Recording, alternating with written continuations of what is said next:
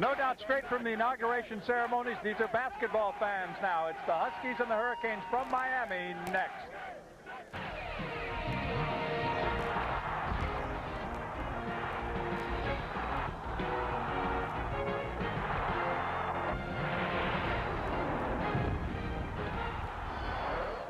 We are in Miami Arena for Big East Conference basketball on this late Saturday afternoon.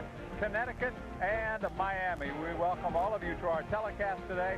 Along with Glenn Consor, I'm John Sanders. The Huskies came straight here after that loss at Texas. I don't think they're in a real good mood prior to this game. Well, they're really not. They're 0-2 on the road, and in order to get a victory here, they're going to have to play to their strength, and that is get in the transition game, stay away from those lulls and lapses of intensity, and tie together 40 minutes of intensity. Certainly part of the strength comes from outside and inside. This is a good combination of Mooring and Wan. Well, Albert Mooring, when he scores over 20 points, UConn is 6-0. That's a nice little message, a terrific three-point shooter, and Suleiman Wan, 6'11", is going to have to do a job on the boards.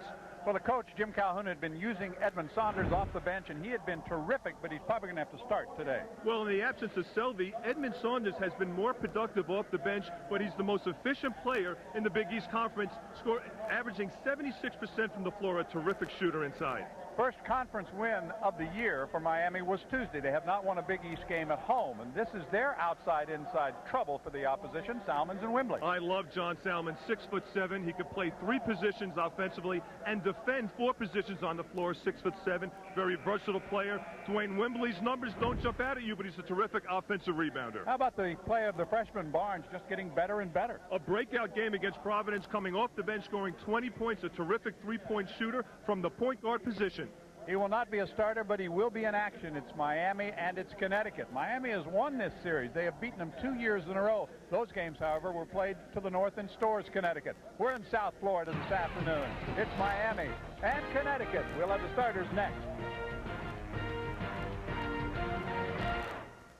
And we get ready for the ball game this afternoon. Let's take a look at our CSFB starting lineups. First of all, for Jim Calhoun and the Huskies of Connecticut, Caron Butler, one of the freshmen who starts, already recorded a triple-double in his young basketball career. The Huskies 2-2 in conference play. Of course, Jim Calhoun marching towards 600. He has 592 wins in his career, 342 of those coming as coach of the Huskies. The starting lineup, the CSFB starting lineup for the University of Miami. It's Simons again, the point guard. Salmons will be all over the court, but keep your eye on another outstanding freshman, Darius Rice from Jackson, Mississippi. And Darius, Glenn, has gotten off to a great start in his freshman year. Causes a lot of mismatches, and Perry Clark knows it as well. What a terrific job he did at Tulane. First year at Miami. Took the job over here in July. Everybody was locked and loaded in the way of recruiting, and he inherited a lot of good players. He lost some good players as well. This is a Miami team that made it to the Sweet 16, but you keep in mind that people like Johnny Hemsley, Mario Bland, Vernon Jennings, they were the heart and soul of that team. They're gone, so they're starting over. You can see that the Huskies have owned this series. However, of late, especially in Gamble Pavilion, it's by Miami with their outstanding defense. Oh, without a doubt. And I think UConn, we talked about it in the open a little bit, they're going to have to tie together 40 minutes of intensity. They're going to have to stay away from those gaps in intensity and stay in the transition game. Perry Clark, the Miami coach, told me before the game, this is the finest team in transition that the Big East has to offer. John Cowell is our referee. Donnie Gray, Jim Haney are the umpires, and we are underway. The Huskies control the opening tip. This is the freshman, Talik Brown. And he has been called on to handle a big chore, taking over for Khalid El-Amin, running the offense. Brown, not much of a shooter. Here is Butler, another freshman, terrific prospect, and this is a young team. Connecticut coming together. They've lost 2 in a row, and that has not happened very often for them. They've got a good crowd here, though, on hand. That's a travel. A little quick was Caron Butler to try to get them moving into the lane. I look around, a lot of Husky fans. They must have seen the weather forecast up north. Yeah, that's right. Everybody went south.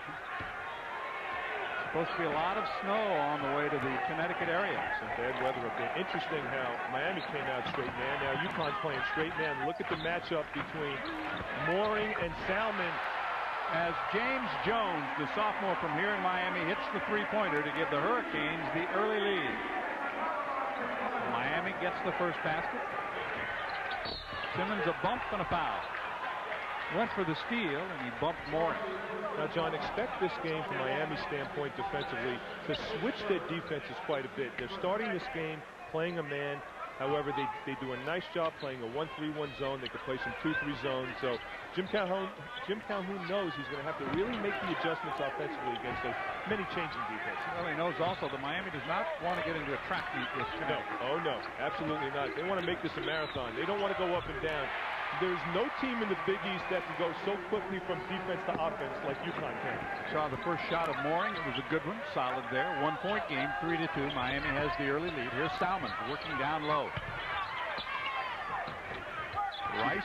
You see the matchup down low. Salmon 6'7", going up against Mooring 6'1".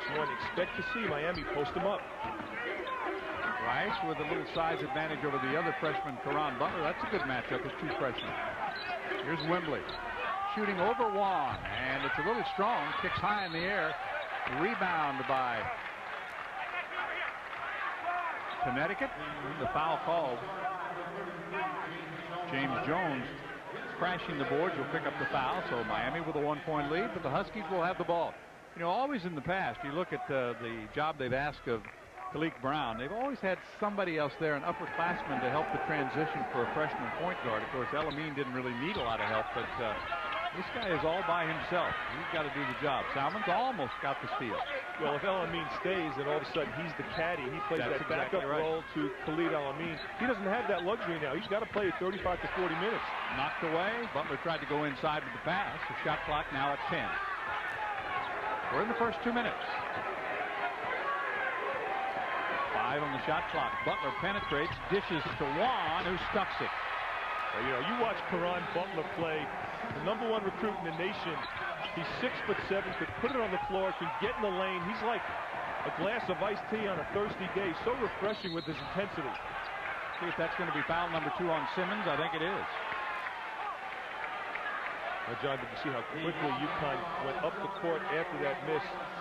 And Miami was working for 3 days on getting back. Perry Clark told me if we don't get back, if we don't keep UConn in front of us on defense, it's going to be a long day.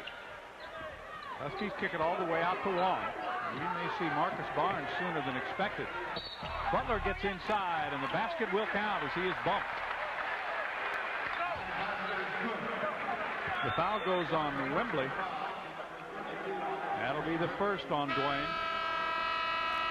You know, John, what makes Butler so unique as a freshman is 2 things. Number 1 is intensity, and 2 is his unselfishness. He moves so well without the basketball, understands the game for a freshman. Usually you see freshmen come in, they're jacking it up, they're looking for their own game. He's the type of guy that looks pass first, then score. It's very rare. And he completes the 3-point play. A 72% free throw shooter, the freshman from Racine, Wisconsin, out of Maine Central Institute. And the Huskies have a 4-point lead. The largest lead for either team. Miami got the first basket, and the Canes have not scored since. Jones has it tapped away. 3-on-2. Mooring traveled on the way in. Barnes is out there. He quickly came into the bench, or came off the bench. Second turnover, 2 turnovers each way. It's 7-3. UConn has the lead. Jim Calhoun's club, what consistency they've had. 66 consecutive weeks in the top 25. Jim Calhoun's had such a terrific career. He's averages over 25 wins a game, and he does it with pressure. This is a team that loves to run. Now they're showing a 2-2-1 full court press, where when things look open, they're not. You got to really make efficient passes against this zone. It's kind of like walking into a screen door. Sometimes you don't see it. Tipped out of bounds and touched last by the Huskies, who are on a 9-0 run right now to open up a 9-3 lead. Remember, the first was the 3-pointer that started the game by James Jones, but there is almost a steal by Butler. They're so tough.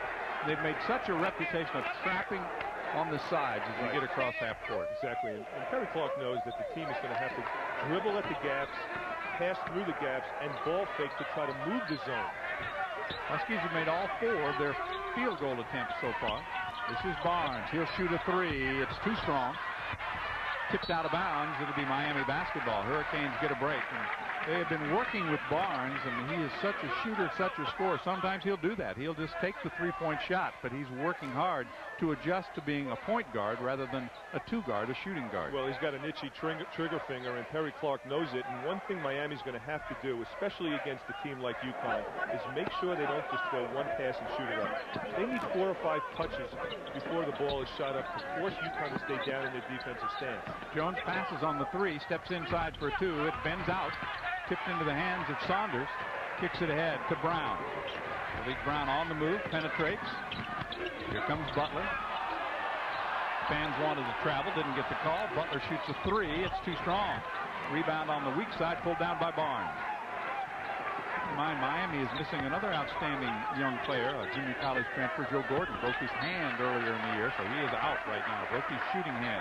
Yep, that's a good point, because UConn right now is also banged up. Tony Robertson. Wow, look at that Duke score. Georgia Tech hung around, it seems like, a lot of that game, and Paul Hewitt's doing a great job for Georgia Tech. It's some great wins. And Vandy, a 2-point win over Florida. An upset there, and Mississippi beats Kentucky. Arizona over UCLA. Rims out. There's Jones underneath. That's blocked, but the putback by Salmons. First basket for John Salmons. That ends that 9-0 run. The timeout is called. It's 9-5. The Huskies have the lead. You're watching Big East basketball.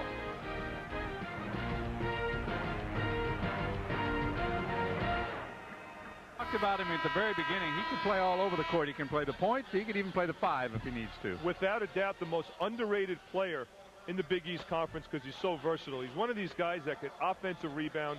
He's got a great knack for where to be on the floor, and just has a great instinct, nose for the ball. Look where he is. He's able to make himself big. If he improves his shot, without a doubt, he's an NBA player. Jones with it, hands to Salmons.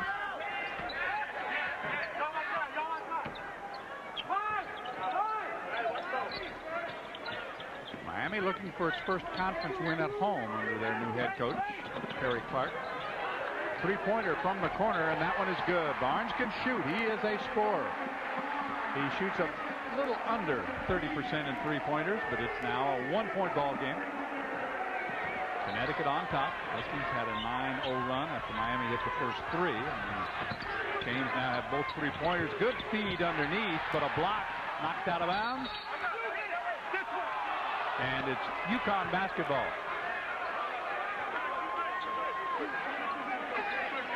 Throws a nice dish inside.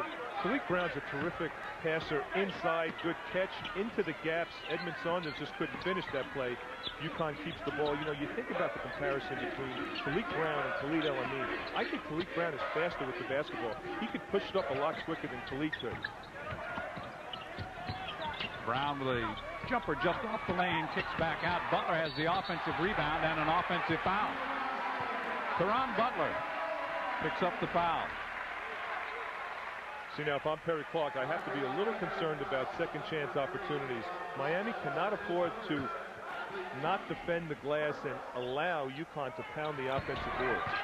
That is the first foul of the afternoon against the Huskies. Connecticut, the turnovers killed them at Texas. I think in the closing minute of the game when they turned it over, and it cost them a ball game. Salmons from outside buries the shot. Hurricanes go back on top for the second time. 10-9 Miami. How good has this Connecticut team been over the last decade? They've been outstanding. Butler, dish down inside. That time he goes up and under. Edmund Saunders gets his first field goal, the senior from Waterbury, Connecticut. Well, you know, this UConn team doesn't shoot a lot of three-point shots, with the exception of Mooring, who last year led the Big East in three-point field goals. They look inside first as an option A all the time. Hurd goes inside. And the basket is good. The foul goes on Malik Brown, but the basket will count. Right now, Jim Calhoun is trying to make sure that his team understands how to play that low post defense. Look at Iowa State going on a roll. Nebraska's a very good team this year. UVA, how about that? BC still on a roll. That's the most underrated team in the Big East Conference. Both them and Georgetown. I don't think anyone's expected those types of seasons. Well, Miami's starting to heat it up a little bit as Hurd completes the three-point play. They were 1 for 7 to start the afternoon, 4 for 4 since, and lead by 2. Tony Robertson in the game. Yes. With that hip pointer that he hurt in practice on Thursday, and wasting no time. Now he fell on that hip, and he looks like he is in pain. Tries to get up. We didn't expect to see him this game. We were not sure if he would play at all. He is in there. We are not going to see Johnny Selvey, we're told, who has that upper back problem just below his shoulder. Wasting no time. Tony Robertson, he's a combo guard. He could play that point guard spot, and he could play the off guard spot. The offensive charge got there a little bit too late, and he actually came down right on his hip, and that's exactly what he did not want to do. Re-aggravate that injury. That will bring Marcus Cox, a sophomore, into the lineup as Robertson goes to the bench. So the Huskies a little thin right now. They've got plenty of players. They dress about 16, but normally rotate only 7, maybe at the most 8. Yeah, with Selvey and Tony Robertson, really, they are depleted, and this is a team that likes to go up and down, so they're going to have to find a way to keep those players on the floor. First step travel called on John Salmons. That's the 3rd turnover, and checking back into the lineup is Darius Rice. The sparkling freshman for the Hurricanes is yet to score this afternoon. It's 13-13. We got some good-looking freshmen in this game. Darius Rice, Talik Brown, Karan Butler, 3 of the top freshmen in the Big East Conference. Well, there are some great young players in the league. Omar Cook, Michael Sweetney, Georgetown. Cox penetrates, dishes it off. It's tapped out of bounds by John Salmons. Knocked it away from Butler. 13-10 to go in the half, 16 on the shot clock, and the Huskies will have it under their own basket. Interesting tempo this game so far. I think favors Miami. They do not want to get into a 94-foot game with UConn. Justin Brown is also checked in, and the putback goes by Edmund Saunders. His 2nd field goal, and the Huskies squeeze back on top by 2. Rice for 3, and that's his 2nd air ball. Both of them have been long, but Wembley gets the rebound. Did not touch the rim, so the shot clock now winds down to 16 seconds. See how Salmons comes up and takes the point? When Miami beat Providence, Salmons was at the point guard spot. They're a very efficient team. He makes excellent decisions, has a very high basketball IQ. Here is the long-range bomb, once again by Barnes, his 2nd three-pointer. See, John, I like putting Barnes on the wing. He's a phenomenal shooter. They're a more effective team with Salmons at the 1, Barnes at the 2. Mooring's baseline jumper, and again, right there to put it back is Edmund Saunders. He had 6 early points. You know, you think about Edmund Saunders' game. He doesn't really have a role on this team. He doesn't have a lot of great moves, like these lock, drop, step moves. But he's just so efficient. He's a putback player. Salmons thought about penetrating, goes back to Barnes for the 3, and he'll have 3 free throws as Cox fouled him. So Barnes not afraid to put up that 3-pointer so far this afternoon, has a pair in the game. Not bashful at all. One of the things defensively you have to do when you run at a 3-point shooter is you have to be under control. That time Marcus Cox ran at Marcus Barnes, little out of control, hit his hand, and now he goes to the line to shoot 3 free throws. Easy ones, supposedly. 68% shooter at the line is Barnes. He's off to a great start. Had that 20-point outing against PC. You see Yahweh set to check in along with Jones. Suleiman Wan will return for the Huskies as Barnes gets the shooter's roll.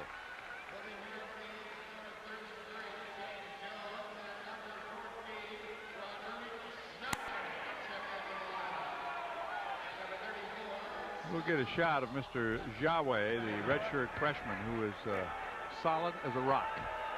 He is really put together. Kind of like Arnold Schwarzenegger at 6'7" in a basketball uniform. All 3 converted at the line. It's a 2-point lead for Miami, and Barnes has 9 early on. 2 3-pointers and 3 free throws. Here's that 1-3-1 zone that's very difficult to play against, and here's why. Darius Rice, 6'10", at the top of the zone. You never see that. Anytime the top of the zone, you see a little guy. Now you see 6'10". 19-17, the Canes at home and leading. Miami up by 2, and one of the reasons they're hanging around this game is Darius Rice defensively. Miami's playing a 1-3-1 zone. Usually the top guy is a little point guard like me, 6'1", 6'2". Darius Rice, 6'10". Look at those long arms, cutting off the passing angles, getting deflections. Not an easy guy to pass around out top, John. And the turnover by the Huskies. Rice will inbound at midcourt. He's on with Hurd, Barnes, Jones, Jawa. Darius Rice is going to cause a lot of matchup problems. 6'10". He's really a two-guard. That's right. Three-point shooter.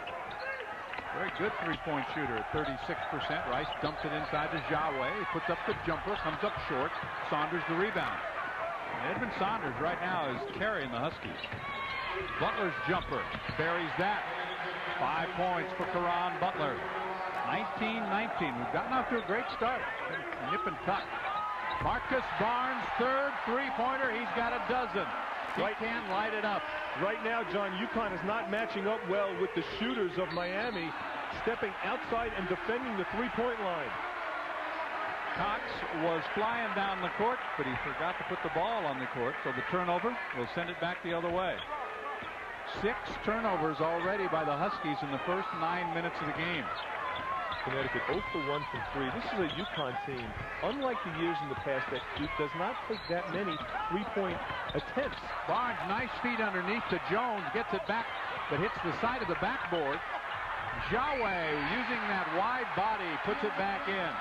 It was 3 freshmen, Rice, Barnes, and Jawa, who were one of the keys in their win over Providence College. They scored 49 of the team's points in that 78-64 win. They tried to go over the top to Saunders, and it was too tall, and it was not able to make the play. So Jim Calhoun's club down by 5. It's the largest lead of the first half for Miami. Hurricanes playing with a lot of enthusiasm so far and rotating their players very well. Oh, they really are. And the thing I like that they're doing on offense is they're showing some patience. They're getting open looks against the UConn zone. Now UConn switching their defense, and that's good coaching, getting out of the zone, going straight man. Rice's Butler jumps out on him. Jawa. Salmon.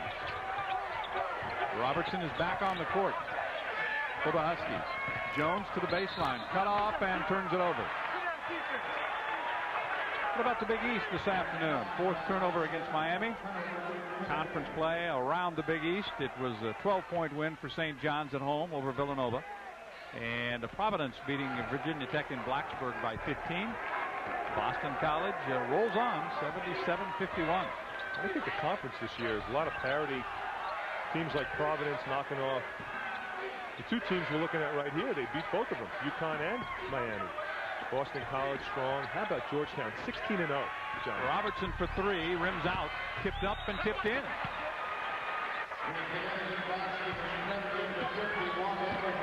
Saunders again. Boy, he's doing a great job on the offensive board. He has 8 points. Most of them come inside on offensive rebounds. Yeah, they're all in the paint. Another one of those guys that has a great nose for the ball, understands where the rebound's coming off. Here is Rice with it. Saunders already with 5 rebounds. Barnes for 3. That one was a little off the mark, tipped out of bounds. And it will stay at this end.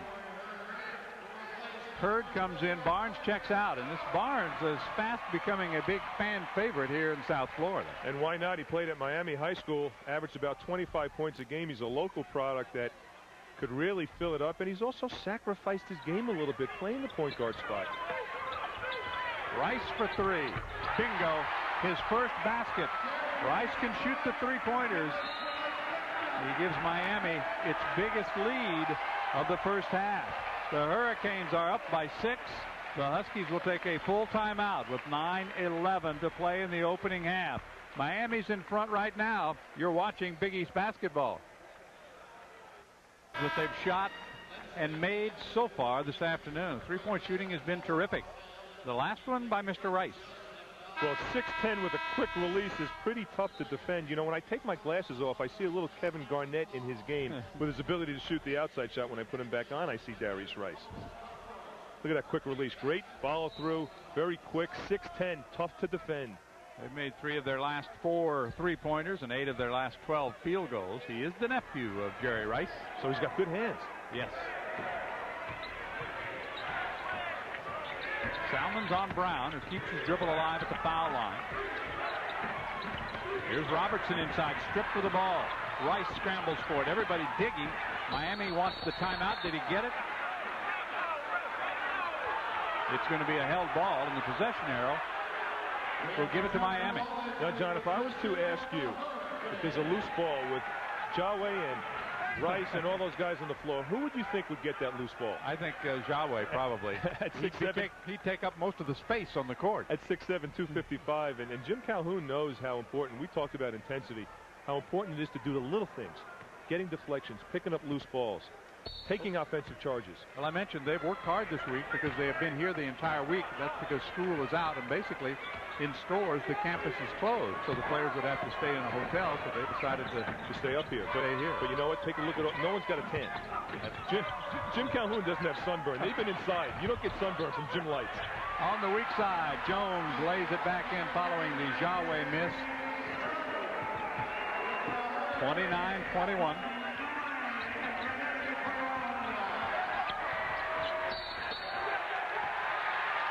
And that's going to send it back the other way. The foul will go on Edmund Saunders, picks up his first.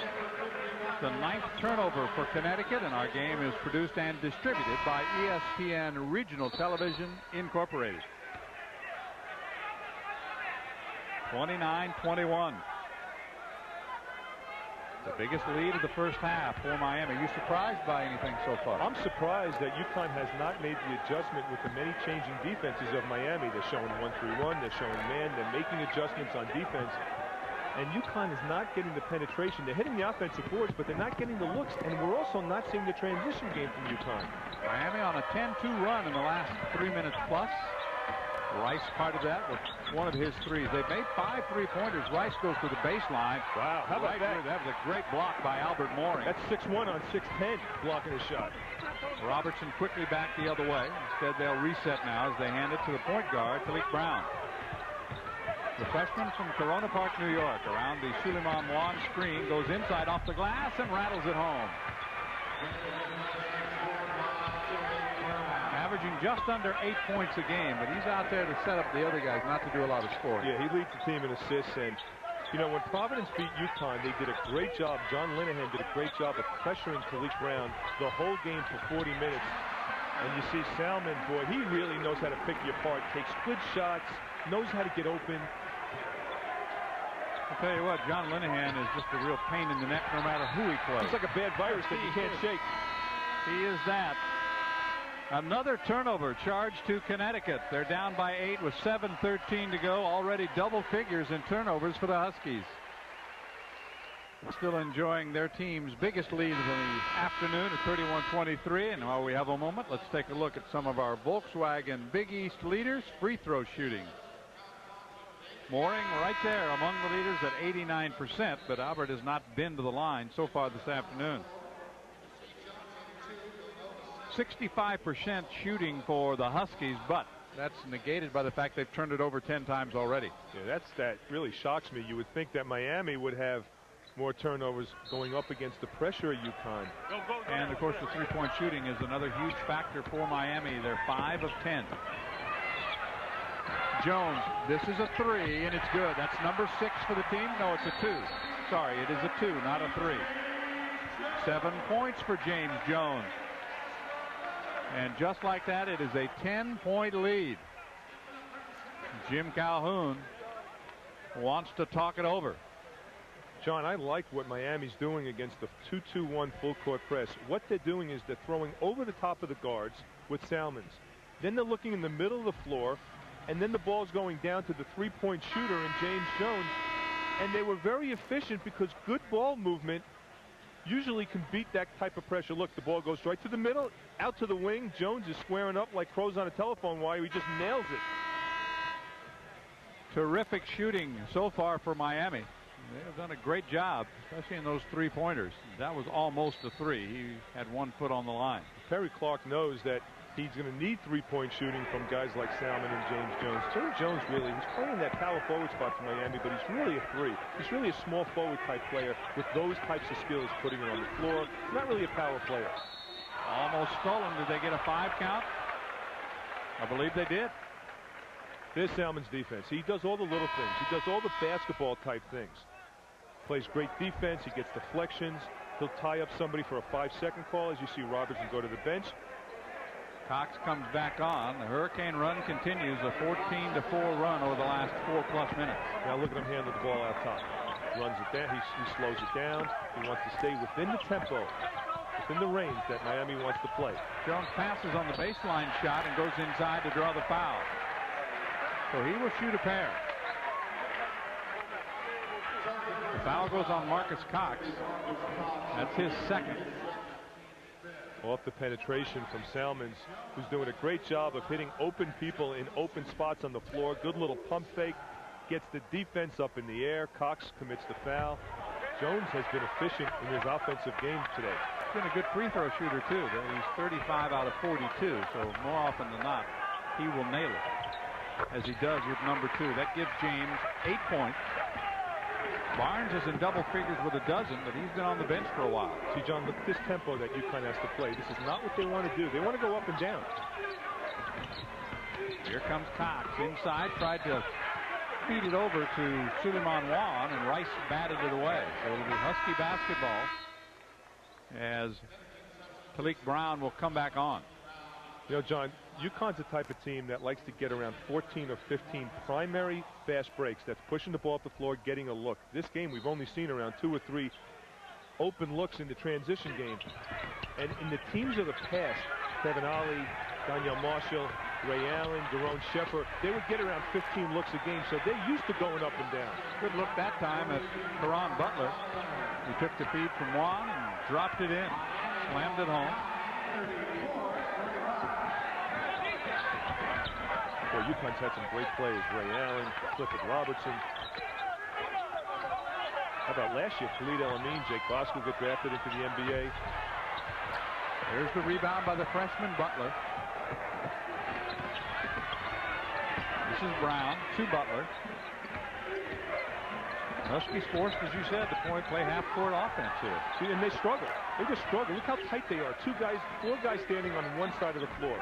That means one guy could defend 4. You've got to spread it out. You need spacing. You have to stay around 8 or 9 feet away from each other. Mooring around Hurd, gets all the way inside, blocked by Wembley.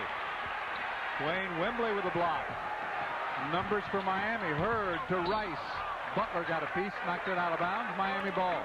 5:18 to play in the half. There's an old expression in basketball. Teams that run don't like to get run on, and that's what we're seeing right here. You see the great block by Wembley playing weak side defense. And the nice thing was he tapped it off the glass, and he kept in control of the basketball, able to pull it down. And take a look at that. UConn shooting 63% from the field. A little surprised at that number. Well, that's good, but it's the turnovers have really erased that. And that long pass for Mooring is way over his head out of bounds. And there is another turnover. Jim Calhoun's team has turned it over a dozen times already. And coming into this game, the Huskies in the turnover category were averaging 15 a game. So they are very high. Miami has turned it over, on the other hand, only 5 times so far. But the Hurricanes are very good in steals. They average almost 10 a game. And defense was their strength the last few years for Leonard Hamilton. Here's Jones. Saunders comes out on him. Hurd picked up by Brown. Quick fadeaway by Wembley, and everything is going in right now for Miami. The Hurricanes on a roll.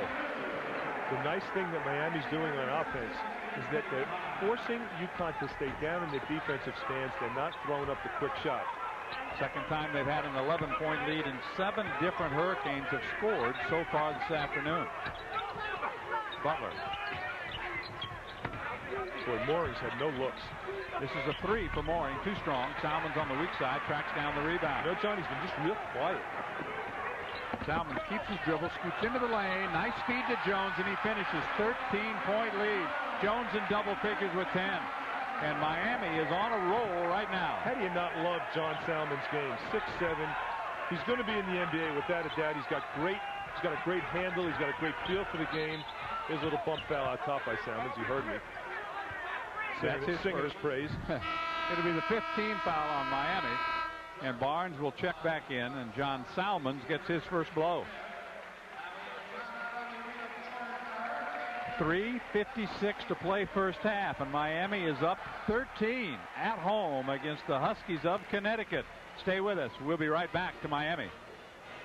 It is 38-25. And they are honoring the football team after the game. And during one of our timeouts, Butch Davis, who's right there, the head coach, came out and accepted the Nokia Sugar Bowl trophy. A lot of people feel that Miami should have been playing for the national championship against Oklahoma. They weren't, but they did win the championship of the state of Florida, right? Absolutely. They're fired up down here. They will honor Miami's them. Football is huge. They will honor the football team after the game this afternoon. But right now, the basketball team on a 19-6 run. 3-second violation. Miami with 17 bench points, 12 of those by Marcus Barnes. Hurd also chipping in, and Jawe. So the bench has been good for Perry Clark so far. Rice helps out, and we see some pressure defense now from the Huskies. Yeah, now it's man press. Jim Calhoun trying to change gears a little bit to throw Miami off their tempo. 13-point lead for the Hurricanes. See, Miami's been efficient. They're just not turning it over against the UConn defense. This is Barnes with it. He can shoot it from right where he is if he wants to. You see how they're going deep into the 35-second clock? It's not easy to stay down in your defensive stance for 35 seconds. Your legs start hurting, they start humming, and all of a sudden someone drills a three and you feel kind of bad. Jones with a floater that's off the mark. Tip won't go. Wembley gets it. Head fake, up and in. He'll go to the line. Well, Wembley stayed with it. Gets the basket and will go to the line. It's foul number 2 on Edmund Saunders. Wembley is a very unique player. He has as many offensive rebounds this season as he does defensively. Great nose for the ball. How about the pump fake, getting Juan up in the air, and he gives him a little, yeah, that's right. I'm pretty tough. Type little elbow. For the three-point play, yes, he converts. So Miami continues to control 41-25. A 16-point lead. Brown comes in for Saunders. Now, this is one thing that the Huskies cannot afford. As thin as they are, injury-wise, with Selvey not available, they cannot afford to get any of the big guys like Saunders or Juan in foul trouble, so it's Brown off the bench. This is Talik Brown inside to Butler. Tried to go to Juan, got it back, reverses and scores. See, Juan's hands were not ready, but Brown kind of used his hands as a wall. He just threw it off his hands and got it right back. Here's Hurd to Rice. Rice has been fairly quiet, just has that one three-pointer. Jones has been very active. He's in double figures with 10 already. Wembley and Hurd. Salmons is not playing right now. Shot clock at 10 again. Hurd goes baseline. Draws a double team. Jones for 3. Comes up short. Butler in for the rebound, and the foul is going to go on Darius Rice. As Caron Butler had good position, Jawe and Salmons will return for Miami. Rice and Wembley go to the bench. Now right now Miami going with a small unit. Salmons and Barnes. Jones really the tallest player at 6'7" with Jawe. So they can go big and small. But they're versatile. You got guys like Hurd who can go out and defend guards. He's 6'7". Salmon 6'7". We saw his versatility. There's the 1-3-1 again. Tough to defeat because you got guys like Hurd and Rice out top 6'7". Tough to get in the gaps. Brown, nice penetration. A little up and under action by Brown. Gets his second field goal. 41-29. The Huskies trying to battle back. They had the early lead. Here is Jawe. Muscles it up. Too strong. Rebound to Butler on the weak side. He's been very active so far this afternoon. Now Brown around Barnes. Did you see how Brown backed it up after the ball was reversed? I think when the ball is reversed, the defense is adjusting. You have to attack. That's the time you have to attack when you're a point guard. It moves the defense. It's already going. create. Again, he gets inside. No basket. He was fouled on the way in. Foul is going to go on Marcus Barnes. It'll be his first. 7 team fouls. That means that the Huskies in the final minute 26 of the half will be shooting. This half has gone by in a hurry, hasn't it? Oh, it really has. What a great job Talik Brown has done this year. Again, Perry Clark was very concerned about Brown's ability to turn corners and get in the gap, and he's done a nice job of shutting him down this game. One of his problems, though, for a point guard who doesn't shoot free throws very well, it can be very costly. He's shooting only 41% from the free throw line. Well, coming out of high school with the great reputation that Talik Brown did coming out of St. John's Prep in Queens, New York, was that he wasn't a great outside shooter, but he's terrific in the transition game, and he's terrific getting into the paint and dishing. He gets 2 there as Barry Clark, choosing not to let that 30-second timeout go by the board, takes it here with a 10-point lead and a minute 26 to go. And if you're just tuning in, I know you're a little bit surprised that the Huskies find themselves down by 10, but Miami's been very effective so far. If you need information on your favorite Big East team, you can go online at www.bigeast.org for all of the basketball and conference news from around the Big East. It's a great website. And we remind you again that our game is produced and distributed by ESPN Regional Television Incorporated. We are in South Florida, Miami, on a rainy night. Late afternoon, I guess. But one good thing, you're not going to have to shovel anything down here after the game. No, except I had to do the backstroke getting here with these monsoon rains. It was raining pretty good. Wow. Salmons will bring it up. I thought we were going to do the opening bathing suits. Well, the temperature's fine. It's in the high 70s. Barnes looks for help, gets Salmon, spins along the baseline, goes up to the left hand, missed the shot. And there's Butler again pulling down the rebound for the Huskies. Keeps Brown knocked away by Barnes. Good recovery defensively for Miami again. See, the wide receivers on Connecticut's team, those are the guys that get out on the break. Mooring and Butler are not getting out there and making themselves wide receivers. They're just not getting out there quick enough to get those open looks. Joway back to the bench as Wembley returns for Miami. Hurricanes have a 10-point lead. We're in the final minute of the opening half. Mooring stops, pops, short, rights the rebound. John Salmons goes inside Wembley. Spins, fade away, good, hits the bottom of the basket. That's 7 points for Wembley. Looking for his shot right now. And Wembley's the lone senior on this Miami team, and he's really stepping up to his role as the leader, taking good shots, getting offensive rebounds. Final 30 seconds opening half. 15 on the shot clock. Mooring all alone. That's no good. Barnes has the rebound. Salmons is out ahead. Barnes pulls it back, then goes baseline. No basket. Fouled on the way in. In the NBA, that counts. Not in college.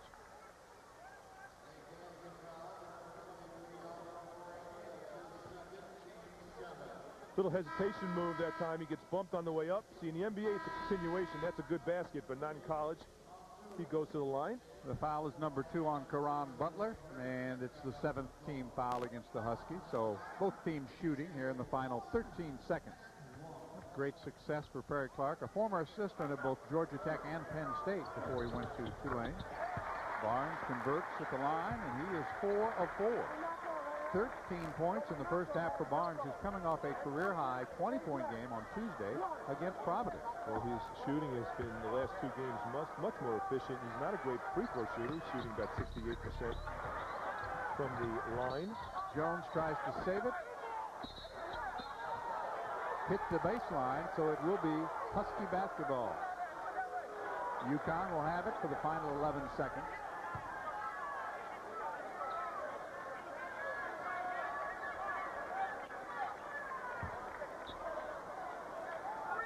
Shot clock is turned off with 11 seconds left in the first half. Keep your eye on Butler coming off the screen. Calhoun wants X. Actually, Butler's on the bench, and not too many weapons on the floor except for Mooring now on the floor. They have to do something in the final seconds, and it's going to be Brown. He'll have to put up a runner. The follow does not go.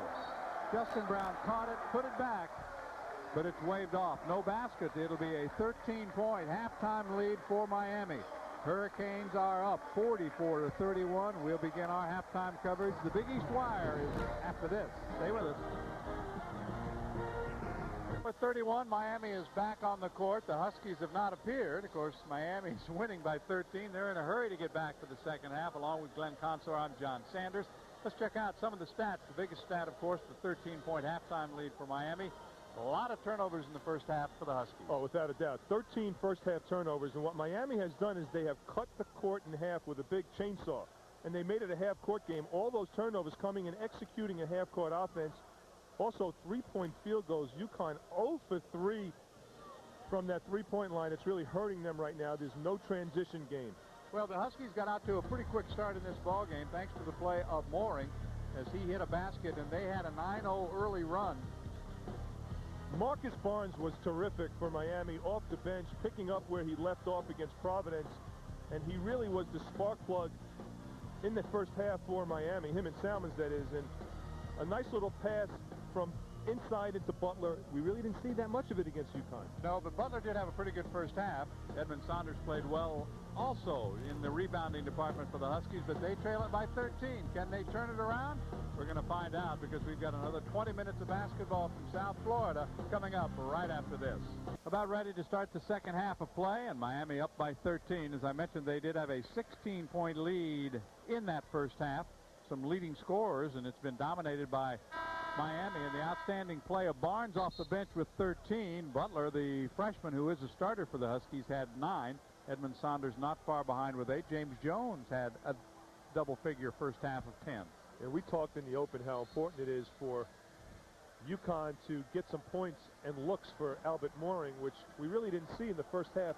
They are 6-0 when Mooring scores over 20 points a game, and right now they're shutting them down. He has only 4. It'll be Rice, Jones, Wembley, Salmons, and Simmons. Same starting 5 out there for the Hurricanes. We didn't see much of Simmons because he got the quick early 2 fouls. And Butler inbounds to Brown with Mooring, Wong, and Saunders. Same starting 5 both ways as Saunders comes out to take it. Butler looks for Mooring, finds him. Salmons with that big size advantage over Mooring, covering him defensively as the Hurricanes start out as they did at the start of the game in a man-to-man defense. Butler inside. Saunders baseline jumper short, gets it back. Hands to Brown. Steps around the 3 and looks for help. Check it, that was Mooring stepping around the 3 and finding Brown. Well, Salmons is doing a great job defensively on Mooring. 6'7" against 6'1". He's quick and he's shutting him down. Jump hook goes by Saunders. He's in double figures with 10. Hits the first basket. You know, John, I spent 4 years playing against Jim Calhoun's teams when he was coaching Northeastern. I was playing at Boston University, and I could tell you that all his teams play hard, and you know halftime wasn't a cakewalk in that locker room. It hasn't been a cakewalk this week at all, coming up back-to-back losses, which doesn't happen very often. How dominant have they been? Well, you saw the reaction in Texas after the Longhorns won that game. You'd have thought they won the national championship. And they beat Connecticut. Wembley inside, forces it up, and it's rejected by Saunders into the hands of Mooring. But Miami gets back. Butler now. And the Huskies will have to reset. 18:40 left in the game. Talking to the coaching staff of UConn before this game, they really emphasized how important it was for UConn to be more efficient and tougher in executing a half-court offense. And they're going to need to get the penetration from Brown. Brown's going to need to make himself a threat. Get in the lane just like he did, get in the gaps, and finish. He did a good job. The first 4 points of the second half belong to the Huskies, and Talik Brown has 8. Here's Rice on the perimeter. Salmons.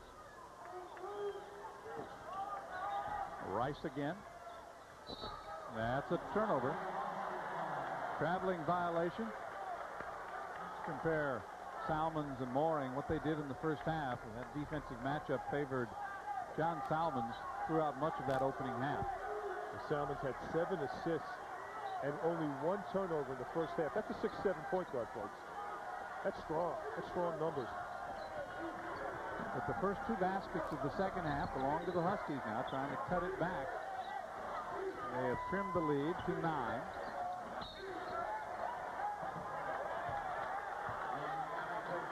going to be on Simmons.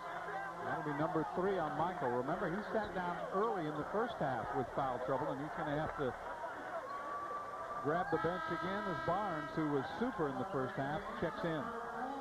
How long it's going to be before Barnes is starting? Well, he keeps shooting the way he does. The only thing is that Simmons is a point guard and Barnes is really a 2 guard. And if you start Barnes, that means Simmons goes to the 1. That's right. So you got to make those adjustments as a team there. Think of Rice's defense. That's 6'9" guarding 6'1" out top. And a 5 call, 5-second call. It's like a big octopus defending you on defense. He's all legs and arms. He's got those quick feet. 14 turnovers. The Huskies averaging 15 a game. Mooring will go to the bench as Robertson returns. Jim Calhoun's great. I had a chance to chat with him before the game. We were talking about the old BU Northeastern days when he was at BU. He remembers everything. He said, Glenn, remember when we were up 68 to 54 and you took a charge? And I was like, no. But I told him yes. Of course. Nice play inside by Salmon. The junior from Philadelphia with 8 points.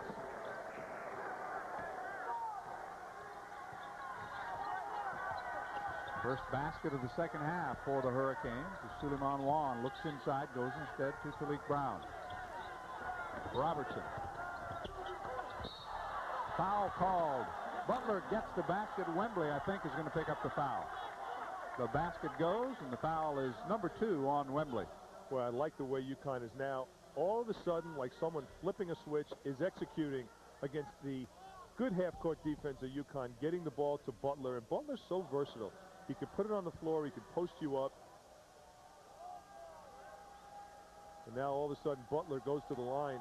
So Butler, who got the basket, gets a chance for the 3-point play. Karan is in double figures now with 11. You know, he's the only freshman to score more points in 14 games than really anybody else. The only one that's been able to score more points than him as a freshman was Khalid El-Amin. And that includes guys like Ray Allen, Rip Hamilton, Daron Sheffer, Hennefield, Danielle Marshall. So obviously, Karan Butler is putting up some big numbers as a freshman for UConn. Barnes almost lost it.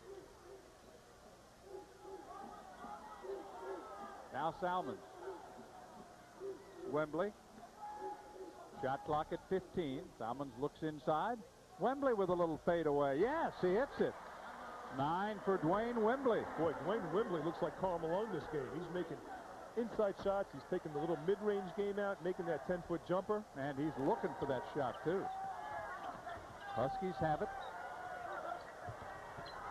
Brown to Butler. Fade away Butler, good. 14 for Karan Butler. Salmon starts back for Miami. And once again, he's the guy running the offense with Barnes on. Knocked away, and it belongs to the Huskies. Justin Brown checks in for Connecticut. 16:08 remaining in the game. We are in the second half. And UConn will have it down by 8. They trail by 13 at halftime, so they have whittled down that Miami lead. Robertson around Rice. Look at that Rice out top on the 1-3-1. Nice Great penetration, job. but he missed the shot, and Jones has the rebound for Miami. Maybe took a little bit of too much time. The extra dribble took him too close to the basket. Probably should have pulled it from around 8 feet. Are you saying he was too wide open under there? No, I think he took it too close to the big guys inside. And he had to shoot that little rainbow shot. Sometimes it's better to pull up a little further out from the basket and shoot that little jumper with no one on you. Jones from Barnes to Salmon. Gets into the lane, and he was bumped on the way in. That'll go on Brown. Philippe picks up his second foul. Now, what was nice about that play offensively from Miami, when the ball was swung around the perimeter, Salmons did a good job penetrating off the bounce. You're watching Big East basketball so far in the second half. John, remember when I said earlier when the ball is reversed, it's important to penetrate because the defense is already shifting? Salmons did a great job of getting in the lane because he read the defense. He gets fouled. The ball went from one side of the floor to the other. The defense was moving. He attacked. That's a smart play. Very heady player. His team up by 8. And he has to kick it out, and Butler steals it. He's got Robertson with him. Robertson. That's a blocking foul on Hurd, I believe.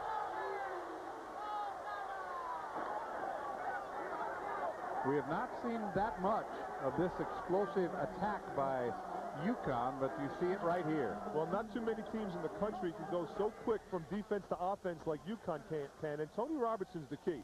See, he's been injured this game, and he really hasn't been on the floor that much, but when he's on the floor for UConn, all of a sudden they become jets.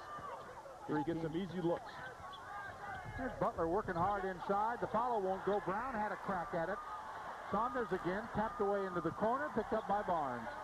Boy, they had 3 great tip opportunities, and it wouldn't go. Everything was over the rim. Looked like a volleyball game.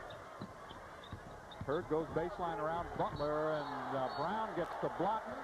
They're going to call goaltending. I don't know about that. Neither does Jim Calhoun coming off the bench. And that did look from this angle. And again, we don't have the same angles as the officials on the floor. Look up. Went off the glass. Went off the glass. The goaltending call gives the basket to Hurd. Tapped away inside. Miami ball. Justin Brown with a disgruntled look on his face. He's going to go back to the bench as Suleiman Wan returns. 50-40. 10-point lead for the Hurricanes. Trying to beat Connecticut for the 3rd straight year. The last 2 years they've done it at Gamble Pavilion. Salmon's just so poised, cool, calm, and collected. He's got great vision. He sees the floor. 3-pointer by Marcus Barnes. Off target. Huskies come out of there. Butler has it. You know, 6 straight years Miami has defeated a ranked team here in Miami Arena, so it's no surprise that they're ahead. In 98, they beat Connecticut here. That one's knocked away, blocked into the hands of Barnes. Here's Hurd at the other end. Robertson bangs it away. Nice recovery by Robertson. That's a straight transition defense by Robertson, who gets back and he blocks it nice and low. And that's what you want to do when you're a guard, when you don't have that height advantage. You want to get it on the way up. Robertson really did a good job getting back. See, this is tough to do. Not easy to do, get back from the weak side. Robertson, off the miss from Edmund Saunders, he pushes it up. Look, he gambles and misses, then he comes back and recovers. Terrific job. Here's Salmons down the lane, lays it off the glass a little bit short into the hands of Robertson. He pushes it ahead, and now Brown resets. The Huskies on the perimeter, trailing by 10. I'm very impressed how Miami is getting back and not letting Connecticut get that first look in the first break, in the primary break. Keeping Connecticut in front of him at all times. Baseline runner goes. He had to work hard to get that shot. Just the 3rd field goal tonight for Mooring. And he earned it. It was a heck of a shot, a tough shot. He made it. In traffic on Salmon. If you're going up against, when you're 6'1", you're going up, trying to shoot over 6'7", 6'8". Hurd from the baseline. That's too strong.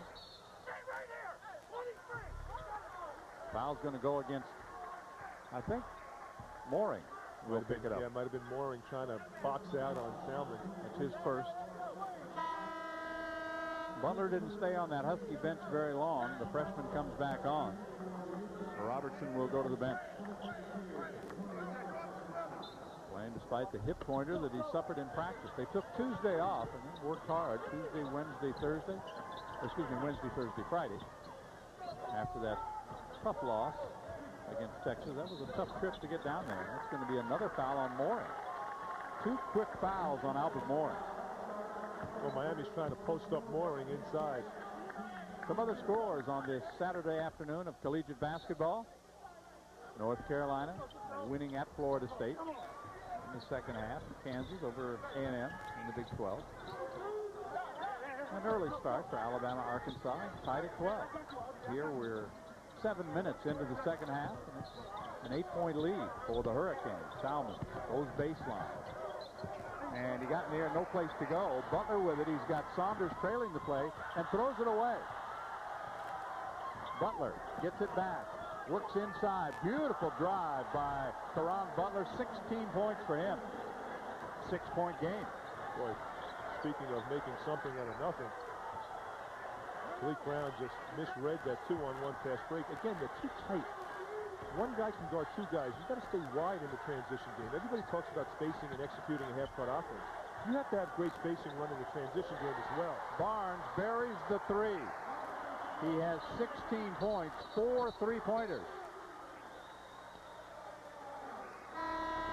He has been instant offense so far this afternoon. He had 20 points off the bench for Perry Clark's club against Providence, and he really has picked up where he left off. He's got a great stroke, and if you look at him, and Jim Calhoun knows this, you know, Marcus Barnes, he's a two guard in a point guard's body. He's only 6 feet, but he's big and strong up top, and he's got great range. He's a 200-pounder. Very solid. Malik Brown to Mooring. He'll shoot a three and hits it. Mooring hits the three. That is the first in the game for UConn. Hey, this is getting real good because now all of a sudden UConn's making shots. Mooring's lit up a little bit. Someone lit his fuse, and we got ourselves a game again. Mooring has 9. 6-point game. He'll jump out on Barnes. Barnes three, little short. Butler with a rebound. He cleared out pretty good as Rice hit the deck. 3-on-1 Huskies. Brown goes up, misses the shot. And that's going to go back the other way. One more pass would have done it for the Huskies. The foul will go on Caron Butler. Picks up his 3rd foul of the game. 11:31 to go. The Huskies trying to battle back. You're watching Big East basketball. Connecticut trying to battle their way back, trailing by 6. 11.5 to play. Let's take a look right now at our Beck's Beer game summary. Butler has been a big factor. He has 7 points here in the second half. 7 of 11 shooting, and what a great performance for the Miami bench. Most of that bench play coming from Marcus Barnes. Yeah, that bench should be substituted by Marcus Barnes, doing a great job. And we talked about spacing, how important it is. Watch how tight UConn is on this play. Look how Salmons could guard 2 people.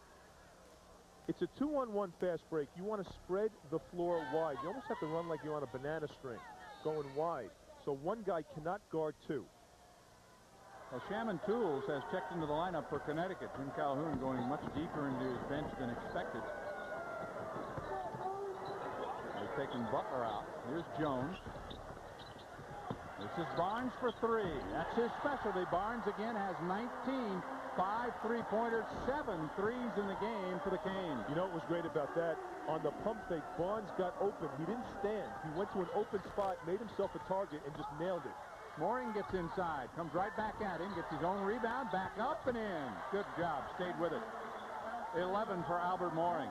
7 of them in the second half. It's 56-49. And you see the three-point shooting, 50% today for Miami and 33% on the season. Perry Clark has to be happy with the way his team is shooting. Jim Calhoun feels a little momentum now. He feels that the tide is changing a little bit. You know, we looked at this game almost like the tortoise and the hare, and sometimes the hare wins and sometimes the tortoise wins. In this game, all of a sudden, tempo is starting to change. Miami has the ball and the lead. The last foul was on Shaman Tools. Tools playing in his 9th game for Jim Calhoun. Now Hurd down the lane. No place to go. Has to go back to Barnes. Shot clock at 13. UConn playing straight man. So Salmons just shoots as the shot clock winds down. Robertson starts back. Barnes runs with him. He'll kick it out on the wing and almost throws it away. Mooring got to it. Looks for help and finds it. Suleiman Wan was all the way down at the other end. There's a 3. Too strong. Jones got the rebound. He was pushed out of bounds. Here comes Rice. Barnes. This is another 3 for Barnes, and he buries it. A new career high. 22 points. He has 6 of the 8 3-pointers. Barnes with 22, his 2nd consecutive career high. And Miami is back on top again by 10 as the Huskies take a 30-second timeout. Well, a terrific job by Miami recognizing where the shooter is. See, right now, Jim Calhoun, his problem is matching up with Barnes. When that ball was swung around, Barnes was so open, he could have had a cup of coffee, read the sports page, scratched his head, fixed his sock. Watch how wide open he is on this play. Little pump fake. See, watch how he moves to an open spot. This is the play before. Look how he didn't stand, John. He went to the corner, from the wing to the corner. So he made himself an open target, which was the key. Now, as the ball is spread over, look how much distance he has between Suleiman Wan. He could have had a cup of coffee, fixed his sock, and he just drilled it. Plenty of time to bury the three-pointer. He has hit 6 threes. The Canes have 8.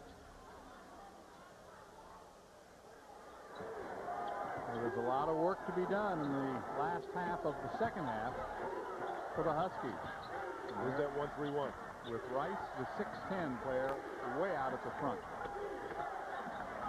So you got to get good ball movement and get the ball to the corners. You get the ball to the corners, John, against a 1-3-1 zone. With good passing, it shifts the zone. Someone inside will be open either on the blocks or by the elbow. Second foul on John Salmons. See, Suleiman Wan is way out. There's the penetration into the 1-3-1, and Salmons picks up the reach.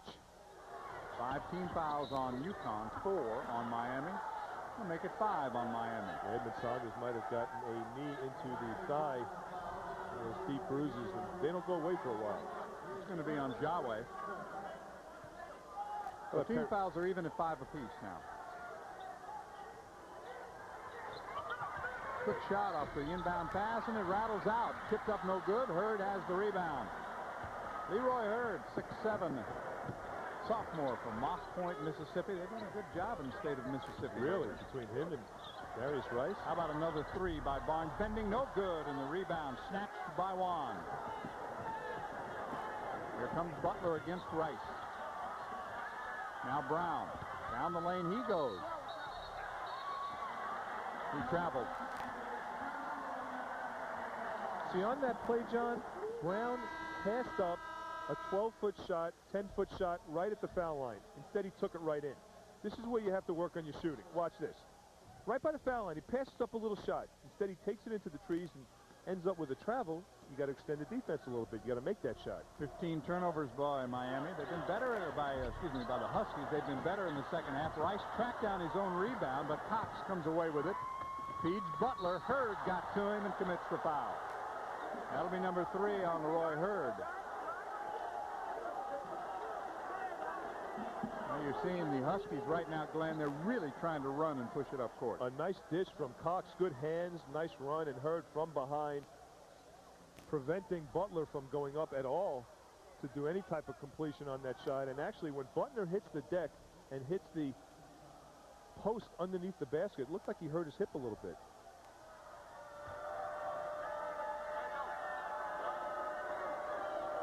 UConn is really searching for that shot of vitamin D to get into the transition game. They've been trying to push it. Justin Brown is going to check back in for the Huskies. You know, John, when you think about UConn's team, you think about Albert Mooring. And his first year with UConn, Rip Hamilton was the guy. When he was on the floor, he was really like the third option. Then last year, Khalid becomes option A in the offense, and he's like the second option. So he's getting points really in the secondary break. Now, all of a sudden, he's the primary option.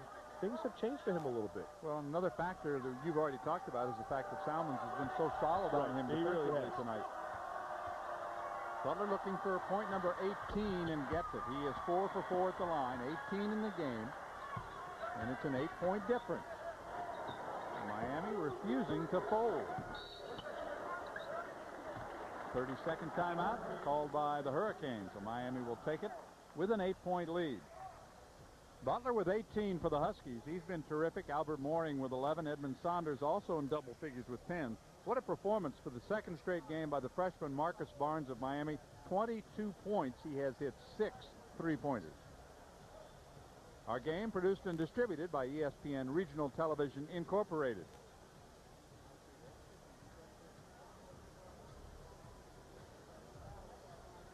.844 remaining in the game. Well, one thing that the Huskies have tried to do, Glenn, especially in the last 3 or 4 minutes, is really push it offensively. Right, and Miami, right now, Perry Clark is talking to his team saying, look, guys, we cannot be careless with the pass, because Jim Calhoun just went into his huddle and said, you know what, guys, let's get it off the glass, let's get some easy shots, and let's make sure we don't lose Marcus Barnes. They got to get a hand up in his face. That's right. They need to find him. He's got the basketball right now. UConn has been more effective in the second half, only 3 turnovers. Jaway to Barnes, working on Mooring. Good move inside. He just ran into too much traffic, and Jaway keeps it alive. Barnes for 3. That's short. Cox pushes it ahead to Mooring. Around Barnes to the left hand and to the line. Oh, we're getting pile-ups under those baskets, aren't we? Oh, you certainly are. See, that was not a good shot by Barnes. A little too quick for Perry Clark's liking. Even though he makes a couple of shots, you got to be careful. Shot selection, very important, because this is what happens. When you take a bad shot, UConn will exploit that and get some easy baskets, and Mooring obviously gets hammered as he was wide open. The other thing that Miami has to be careful about, when Barnes is in the corner, you have to make sure you get back, because if the guards are deep like that, John, no one's back in transition defense. You're going to give up easy layups. Checking back into the lineup is Suleiman Wan. Albert Mooring, a terrific free throw shooter. One of the best in the conference. And he gets 1 out of 2. Jones has the rebound. That was the infamous John. Yeah, I didn't do it before, though. Yeah, it's very famous. 59-52, 7-point ball game. Hurd with it against Mooring. Excuse me, Barnes with it. Now it's Hurd. Jaway. Baseline, it's Jones. Butler reaching in. And the timeout is called by Jones, a 30-second timeout. He was in trouble in the corner. Well, that's the responsibility not just of Jones, but of the 4 other players around him, making sure that they get open to an open spot. Guys were standing around, John. They got to help him out. Make a V-cut, get open. We have 7:53 to go in the game. Jim Calhoun trying to avoid a 3-game losing streak. You look back to last year, and it was mid-January when the Huskies hit a little bit of a skid. They wound up finishing 10-6 in conference play, had to play in the first round of the tournament. They wound up beating Boston College, Seton Hall, Georgetown to get to the championship game, but not enough left in that championship game. And Jim Calhoun's done such a terrific job. How about this stat? There's so many different stats that really jump out at me, but he's averaged 25, almost 26 wins a season at UConn every year. Phenomenal. Rice for 3. Oh, he had all day to look at that one. That's just his second field goal tonight. They're both 3s, and back they go to a 10-point lead. You know, some guys' jump shots are ugly. Rice is pretty. He's got great legs, great follow-through, sweet, smooth. The Canes have matched their season high with 9 3-pointers in the contest, 6 of them by Barnes. I like what Perry Clark's doing on defense, showing 1-3-1s. Now they're sitting back 2-3. Here's Wan. Goes low. Up and under move by Butler. The foul, I believe, is going to be on Hurd, and Butler will go to the line.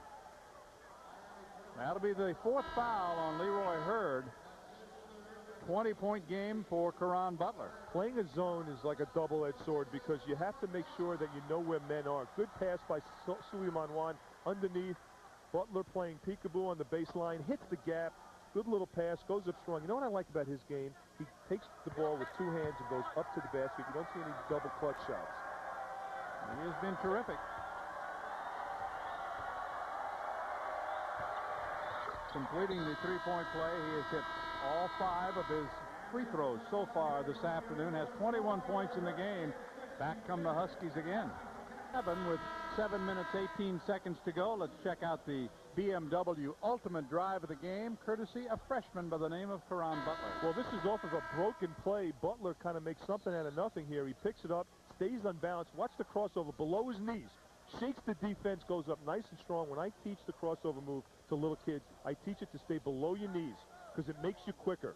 A terrific job by Butler. Little crossover, takes him in strong. Then we are back to live action. Miami has it. Rice, a quiet afternoon for him. 2 3-pointers. 9 for the Canes in the game, and Salmon simply dribbled it off his foot, touched the midcourt line, and turns it over. 11 turnovers for Miami. They have been more turnover prone in the second half.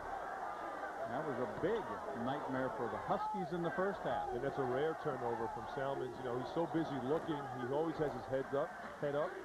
That time he got a little careless. It's like me dribbling it off my foot, huh? Well, you don't have the size feet That's true. He's got like 13. A little more territory to work on there. A little more territory to dribble off. Absolutely. Here's Mooring, and Mooring has had to work awfully hard for any points that he's gotten tonight. He does have a dozen. Foul will go against the Hurricanes. And I've got 5 on Hurd. How many do you have? 4. Okay. I don't keep fouls, Don. I don't have the same capabilities that you do. You can keep stats and watch the game and look at the turnovers. Connecticut a lot more efficient in the second half. And that's really in their execution of a half-court offense. That was the 4th foul on Hurd. So Marcus Barnes, pretty good substitute. 22 points, career game off the bench, 2nd in a row. And trying to help Miami win its 2nd Big East game in a row.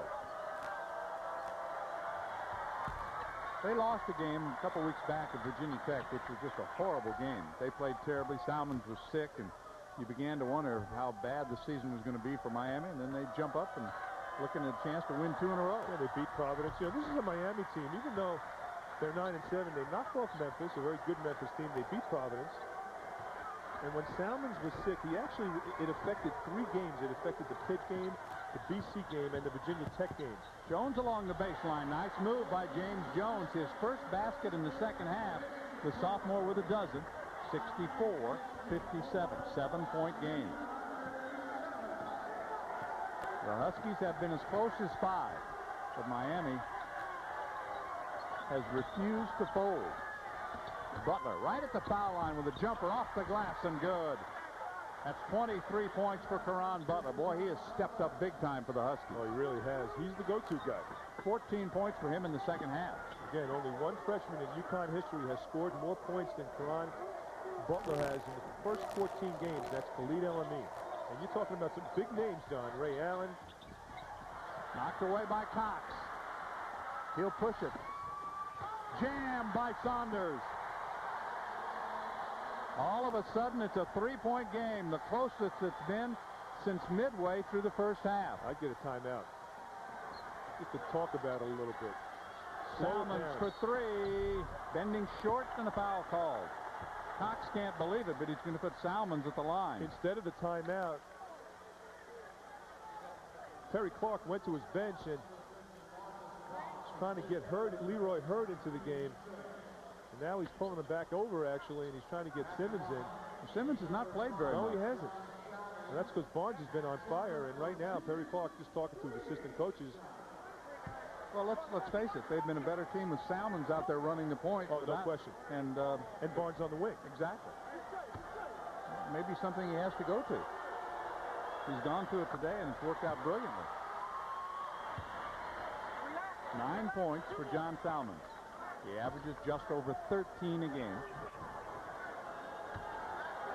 And he is Mr. Do Everything. Yeah, stats are so deceiving in his game because he just does so many different things. He brings it up to Perry Clark. He plays that great defense. Perry Clark motioning with his fingers. You know what that meant, John? 1-3-1. Watch this. Watch how they go back to the 1-3-1. And he buries all 3 of them. Second time tonight that we've had a player make all 3 of his free throws, and there's the 1-3-1 that Glenn figured out. Now you've got all the signs. Now you're in control. I'm trying to figure out who I'm going to bring in next now. Oh, Cox almost traveled. Well, UConn struggled against this 1-3-1. High hits the shot clock. It belongs to Miami after the 3-point miss by Mooring. Just 1 3-pointer in the game for the Huskies, and Mooring has that. The Canes have a season high equaling 9. And Jim Calhoun's on the sideline saying, penetrate, dribble, penetrate against the 1-3-1. Move it. Don't try to shoot over it. They got it as close as 3. Wembley blocked by Butler, and he saved it. What a great play by Butler. Well, you talk about incoming freshmen. Sometimes these freshmen come in with attitude. Butler plays so hard. Went to Juan, who draws the foul from Jones, number 2 on James.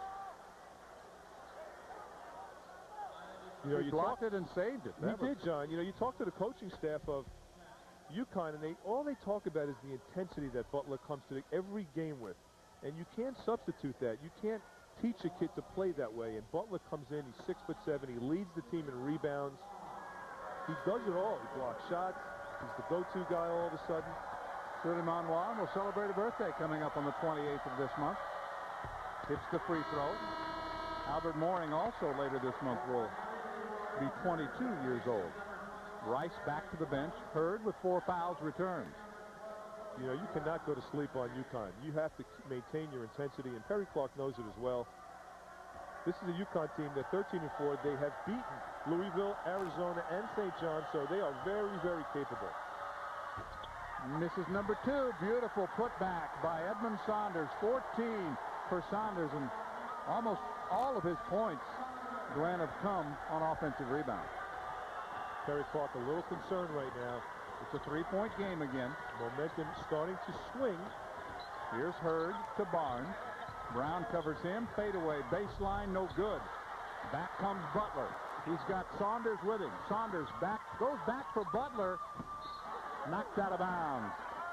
It'll be Husky basketball. Jim Calhoun wanted a foul call, did not get it.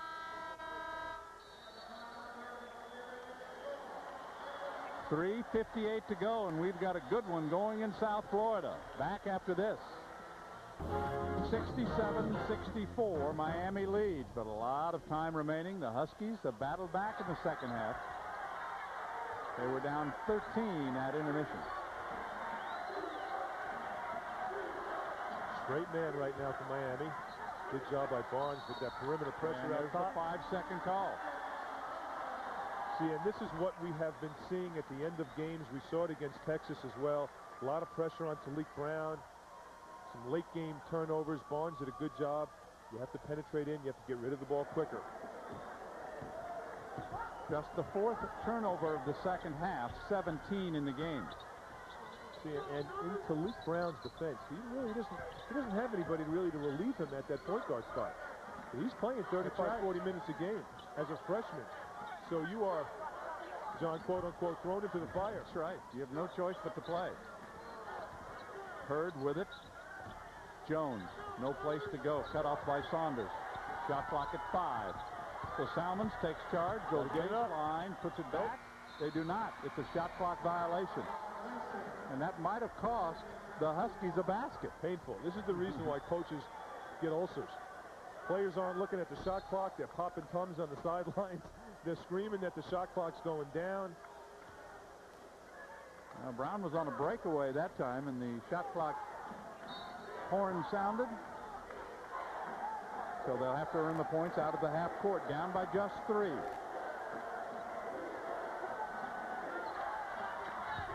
Mooring inside, back to Saunders. Now Brown with it. 20 on the shot clock. Butler looks to Mooring, goes baseline, fights it up, tipped up once, twice, no good. Miami's Marcus Barnes comes back with Hurd. Spots for 3 on the way, no good. Salmons gets it back. Barnes again, now he'll reset. He wanted to throw that dagger, didn't he? 2-on-1 fast break. I don't know, John. I think you really got to get a better shot than what Barnes just threw up. But when you're hot, sometimes you got to let it go. But Barnes inside Wembley. Gets his defender in the air and draws the foul. You know, John, the interesting thing this game is when you think about these two teams, neither one of these teams really has a go-to guy inside. But Wembley this game has been efficient. He has been very strong. Wembley will go to the line. It is the 8th team foul against Miami. Wembley converts at the free throw line. He's in double figures with 10. There you see the comparison. John, Wembley really doing a terrific job this game. And again, he's made himself an inside threat from Miami, and that could open up the outside game, and it has for guys like Marcus Barnes. As we wind down to 2 minutes remaining, it's a 4-point ball game. Huskies have the basketball. Brown with it. Mooring runs off a couple of screens, but Salmons, a good job to defend the pass. Mooring gets inside, finds Wan, races down the lane, and travels. He was out of control, basically, from the time he caught the ball. Yeah, one of the things that Suleiman Wan has struggled with throughout his career is really getting his hands ready to score on passes. And Jim Calhoun has done a great job sticking with him. He brings a lot to the table. He's just got to get his hands a little bit more ready. And Butler goes for the steal. It'll be Miami ball. And Butler thought he knocked the ball into Hurd's hands. And now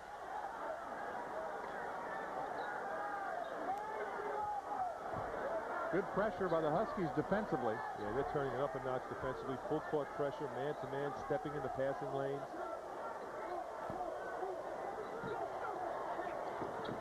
Jones handles as they get away from trouble. Back to Hurd, playing with 4 fouls. They got to get the ball into Salmon's hands. It's Barnes against Brown. And they find John Salmon. Wembley. Possession eating time off the clock. Shot clock now at 5. Barnes fouled on the way in. The foul comes late, and it's on Talik Brown, his 3rd. And you're right on, John, when you said late, because that's painful from UConn's standpoint. They're doing a great job playing defense for 35 seconds, and all of a sudden, right when it ticks down, little foul. It's a 1-and-1. And Barnes is 4 of 5 at the free throw line, trying to add to what has been a career afternoon for him. And Wilt. 23 for Marcus Barnes. Robertson will check back in for UConn, replacing Talik Brown. Leroy Hurd just had his hand out to slap Barnes 5, and kidding around, he pulled it down, and Barnes gives him a little smack in the face, but they're playing loose. Yep. They're having fun. Played that way from the beginning. Playing with some confidence. Barnes with 24. The lead is 6. Leroy Hurd, he just left him hanging out there. His teammate. The Huskies are in trouble, and Jim Calhoun knows it. He's going to call a timeout to have a word with John Cowell. Let's check some out-of-town scores. We'll get a break here with 1:14 to go in regulation. Tennessee rolls on. The Vols bouncing back from a defeat to win this game, and Illinois rolling over Penn State. I like Illinois' team. In Carolina, all of a sudden, they're starting to play great basketball. Kansas might be the deepest team in the country, wasting no time there. And Alabama, a team that very, very strong this year. And that game has been tight from the beginning. Here, it's been primarily Miami. Remember that early 9-0 run for the Huskies gave them their biggest lead at 9-3, but it's been a long time. They have not had the lead since 12-11 left in the first half when they were up 17-16. From that point on, it's been Miami. And UConn's kind of been hanging around, kind of like getting a piece of Scotch tape on your finger that you can't shake off. They're doing it with defense, and Jim Calhoun has done a fabulous job in the second half. Terry Clark's offensively is doing a great job executing against the UConn pressure. Huskies have 1 timeout remaining. Miami 2. Double bonus for the Huskies. Good defense by Barnes on Brown. Looks for help. Finds it from Butler. Winding down to a minute left, and it's a 2-possession game. Butler. Brown. This is a 3. And he got it. Huge, huge basket for Brown. He has 11. And that's good defense from Miami, because if you're going to let anyone shoot, it's going to be Talik Brown. He just nailed it. Just the second 3-pointer of the afternoon. Brown trying to pressure Barnes. Game clock winds inside 45. Hurd. Baseline. Up and under, and it's going to be Husky ball or a foul called. It's going to be a foul against Connecticut. It goes on Suleiman Wan. See, I thought that Leroy Hurd should have went up strong side to the basket. He would have had a better chance of making it. Instead, he dipped under the basket, tried to use it as a shield, but almost couldn't even get his shot up. Fortunately, picks up the foul. The 3-point game right now, he'll have 2 chances to make it a 2-possession game again. There's about a 2.5-second difference between the shot clock and the game clock as Hurd buries the free throw. He has 6 points. Free throw shooting been very good both ways. It's just that Miami's had a few more opportunities. And the big difference, though, I think, if you look back at this game, has been the 3-point shooting in the play of Barnes. 2-possession game, 5-point difference. Final 30 seconds. Mooring goes back and throws it out of bounds. Tried to go back to Edmund Saunders, and they sense a win here in Miami. Everyone is standing, and the excitement is in the air. Another great job defensively. When you think about the weapons on UConn's team, who on the floor can take you off the bounce? And it's really Talik Brown, and it's really Caron Butler. They got the ball out of those two guys' hands, all of a sudden turnovers. Well, this could be 7 years in a row. The quick foul is given there to put Salmons on the line. The 7th year in a row that Miami has defeated a ranked team in this building. That's how good they've become. The foul is on Mooring, and Salmons will go to the line where he's 3 for 3. The freshman Rice has just 2 field goals. They've both been 3-pointers. So Miami has played solid, I think, Glenn, at both ends. Well, they really have, John. It's a great point. You know, they were efficient on offense against a very strong Connecticut team. I thought Connecticut did a great job in the second half. Miami spread the floor. They were efficient. Perry Clark pushed the right buttons, getting the right guys in on the floor. And whenever you have a player like John Salmons on the floor, he's poised, he's composed. He brings a sense of cool to the table for Miami. And he's the guy that's setting up, offensively setting up guys like Barnes and Wembley. Barnes outside, Wembley inside. He misses that one. The rebound by Suleiman Wan. The time running out on the Huskies. Here comes Cox inside, uses the glass and gets the timeout. For Marcus Cox, his first field goal of the game makes it a 4-point game, still a 2-possession game with 20 seconds to go. John, I hope you didn't unbuckle your seatbelt, because there's still plenty of time left in this game, especially with the athletes that UConn have with their ability to step in passing lane. There is plenty of time left in this game. The nice thing that happened here from UConn's standpoint is that they were able to now set up their defense off that timeout. Get guys in and they could front and try to get deflections. It is a full timeout. He has also brought Shannon Tools into the lineup, the freshman from Coatesville, Pennsylvania, probably to give a foul.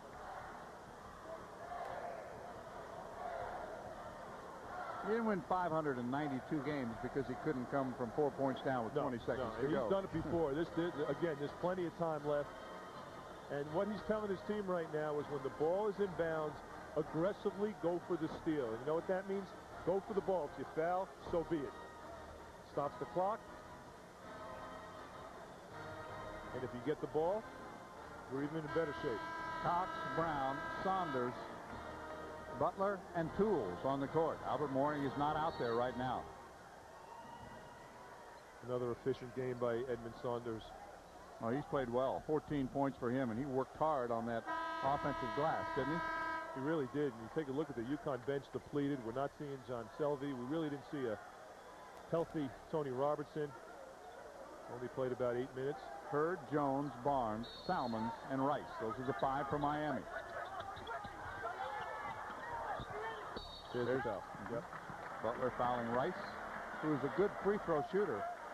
But Darius has not really been in the offensive flow very much tonight.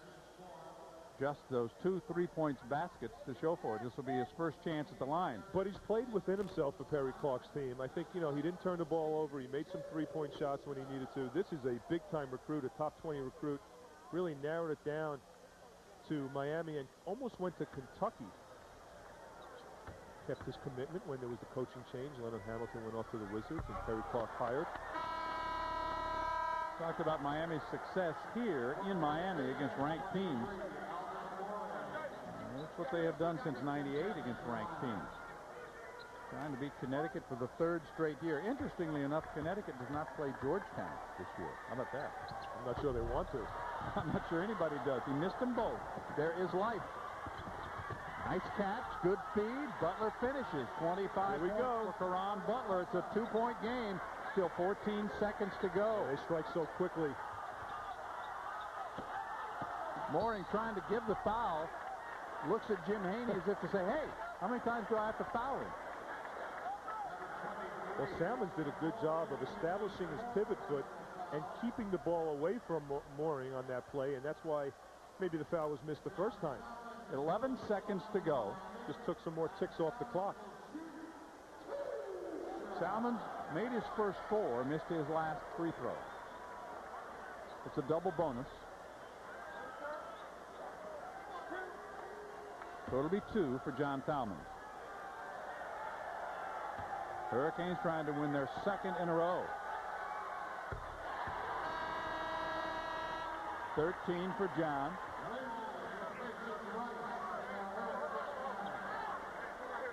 Changes the complexion now. Got to make this one. This is it right here. If he misses this, they could still hit a 3 and tie this game. These two teams will play again on February 24th at Connecticut. It's Brown. Three-pointer blocked by Salmons. Long feed from Wembley. Here comes Salmons for the flush. And that is going to do it. Cox back, spots for 3. It is good. The basket counts, but it's too little and too late. Cox hits the 3, and it's a 3-point win for the Miami Hurricanes. 77-74. Miami celebrates a victory at home, the first Big East Conference win for Perry Clark in this building.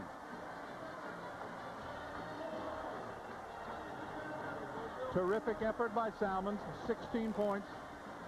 Barnes with 24 points, his second straight career high. Wembley had 10. Jones had a dozen. Butler with 25 for the Huskies. Saunders with 14. Mooring with 14. Talik Brown had 11. But a terrific effort, I think, Glenn, by this man's team. Perry Clark's club did a great job today. Absolutely. They did a great job executing against the half-court defense. They did a great job getting back in the transition game. Solid defensive performance from Miami. They had a 13-point halftime lead. At one point in the first half, they led by 16. The Huskies battled back in the second half. There's the breakaway that sealed it as he jammed it home to finish a good night for John Salmons. He was the leader out on the court, as he is most nights for Miami, and the Hurricanes win it by 3. 77-74 is the final score here at Miami Arena.